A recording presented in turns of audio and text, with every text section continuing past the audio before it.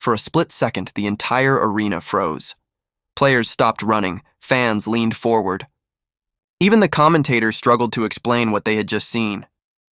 One moment, Angel Reese was heading toward what looked like the easiest basket of the night.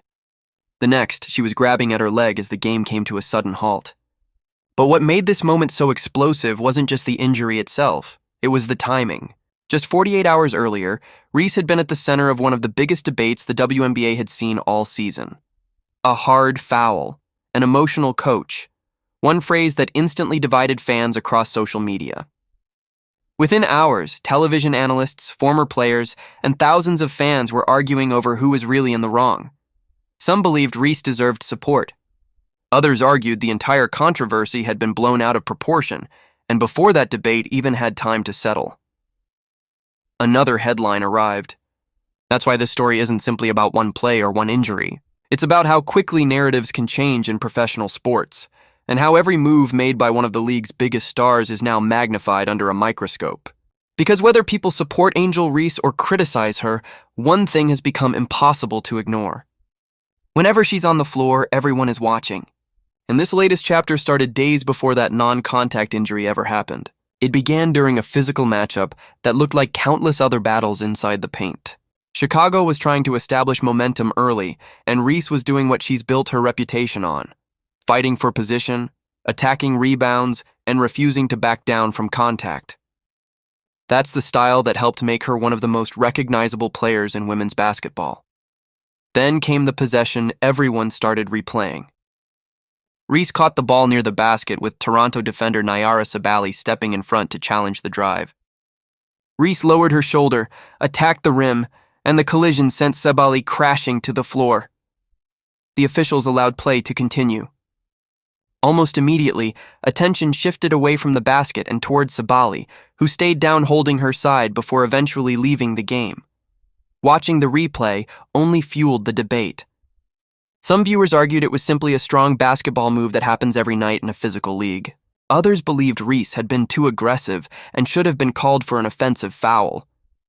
Even the broadcast acknowledged that Sabally appeared to have established legal defensive position, but they also recognized how quickly these plays unfold in real time.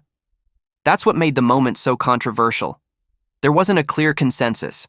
Instead, everyone seemed to see something different.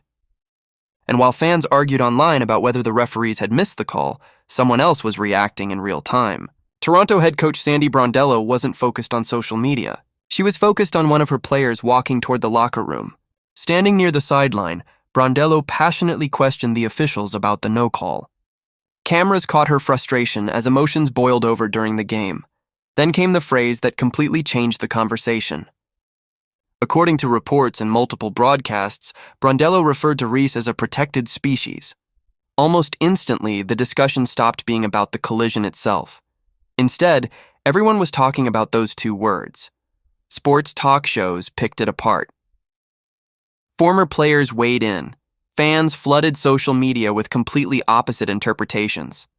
Some argued the phrase was simply common sports slang, suggesting certain star players receive favorable whistles from officials.